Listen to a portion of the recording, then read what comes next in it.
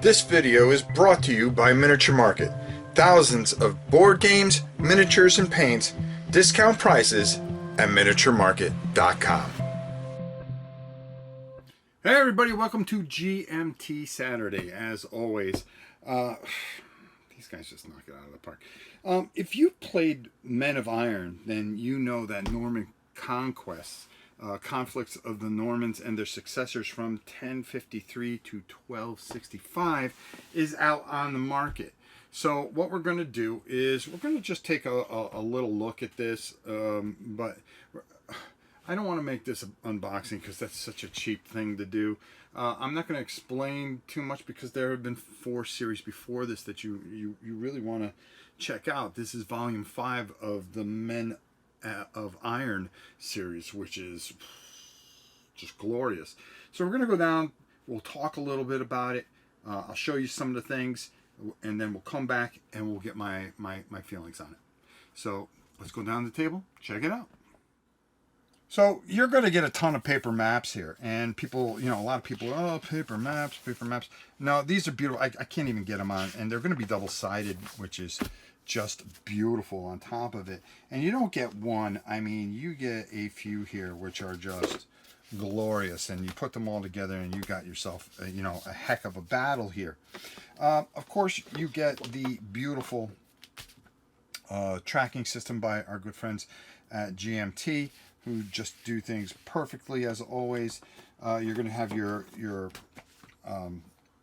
weapon matrix system, which is going to cross-reference things, the defender, attacker, and what is going to happen here, and all the charts that you're going to need, beautifully put in front of you, one for each player, of course.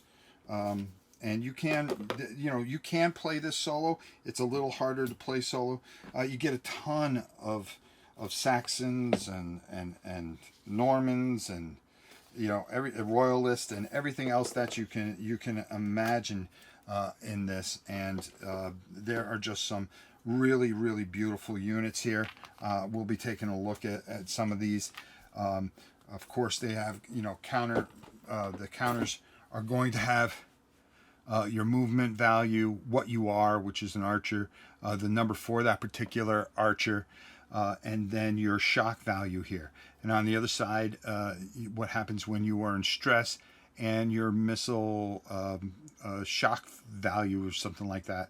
And this all plays into account as far as your movement gets reduced and so forth and so on. And you have to deal with some of the stresses. One of the things here is, talking your shock value is a big thing, and it takes up a whole phase here, which is just glorious. And as you can see, these are just beautiful counters done well by our good friends at GMT. I mean, what else do they do? You know what I mean? You are going to get a rule book. It's not that long. It's about 28 pages. And it's going to give you an extended sequence of play. It's going to go over everything that there is, and we'll take a look at that. You're going to break down each unit, like I said, the ID number, the shock defense, the DRM as they call it, unit type, movement allowance, and command stripes. When you flip it over, of course, like I said, the disorder missile fire. That's when you are disordered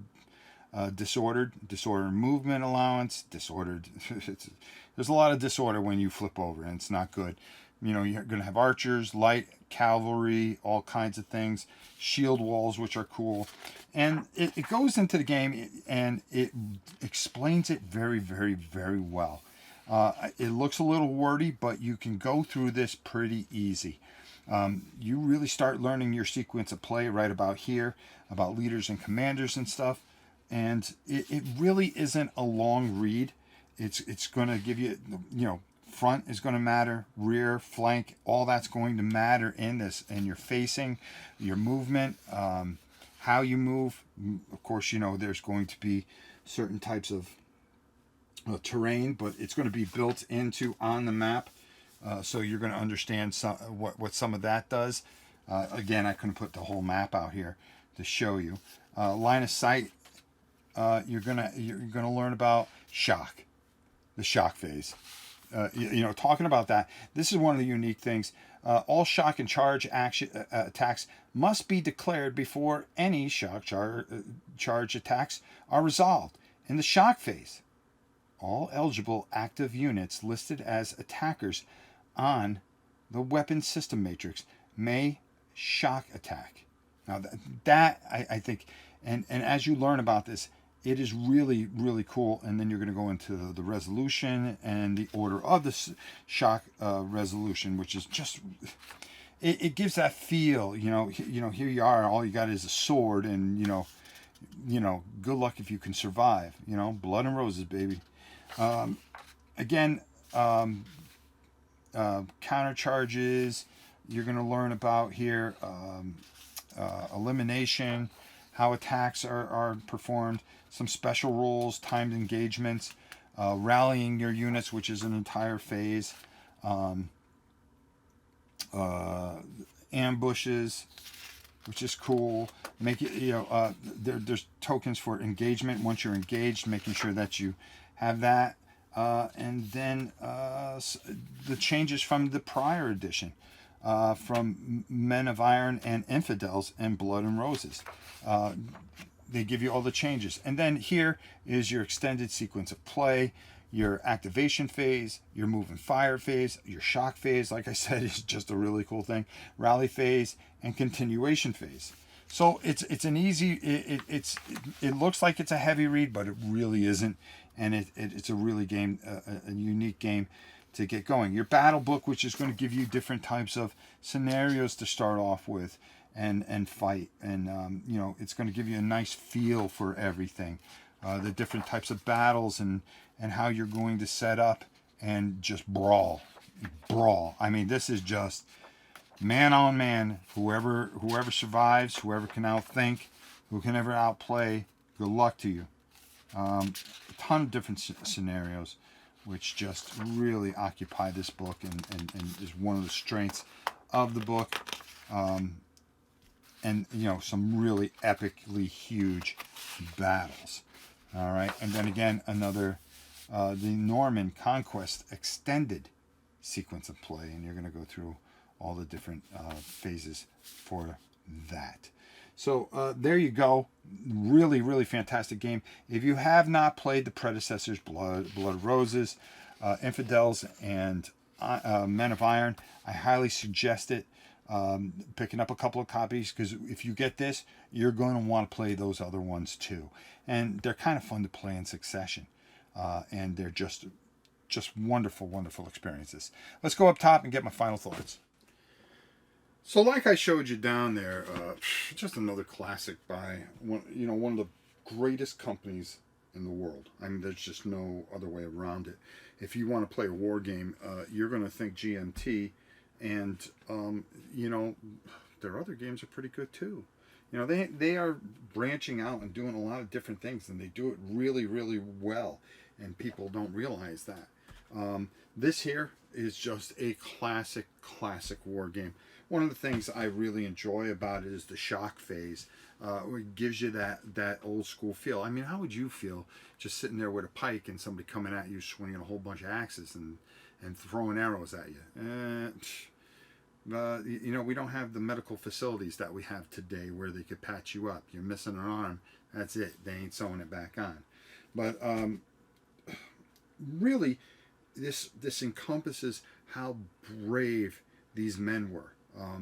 How they would go into battle, with a very stern belief, and they would fight, and as barbaric as it is, this is just the pure essence of fighting and tactics, and this game does it and shows it well.